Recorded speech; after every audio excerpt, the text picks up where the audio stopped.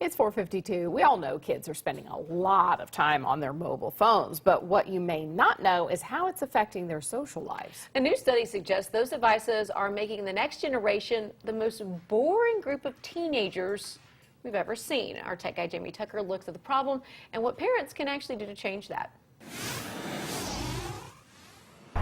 When was the last time you went to the movies and you saw two teenagers out on a date together? Doesn't happen very much anymore. They're not dating like their parents did. And studies have shown all of this started changing about the same time the iPhone came out. But we see students that they're just more comfortable in the world of their device. They're the I generation, always looking at a screen, always connected, but rarely in person. When they are forced to put their phone down, they don't know how to act. I witnessed it at an after-school teen center.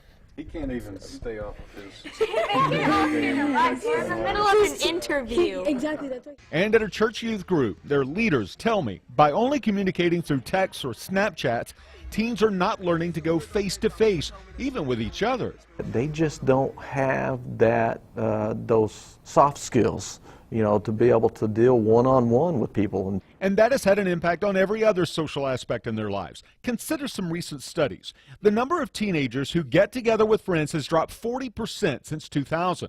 Only 58% of high school seniors today say they go on dates, compared to 85% of their parents' generation. You know, guys coming and picking up a girl and taking her out to dinner. And a lot of the time they don't even have like driver's licenses yet. And they're waiting longer to get their license. It bothers youth pastor Payne Stockard, who's worried that teenagers today aren't getting enough human contact.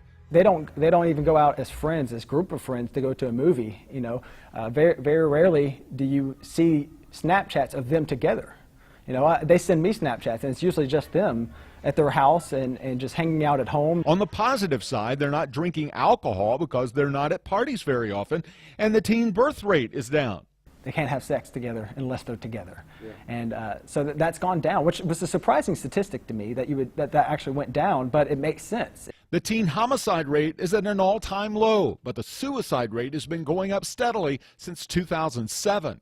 Now, Stockard suggests parents take the first step, not taking the phone away necessarily, but encouraging the kids to go hang out at a friend's house without their phones. So they're forced to be in a room together where they're not looking down, but they're looking at each other and creating conversation. And the news gets bleaker as they get older. Another study shows that young men are putting off getting jobs until their mid to late 20s, choosing instead to live at home with mom and dad, playing hundreds of hours of video games, usually alone with people online they don't know.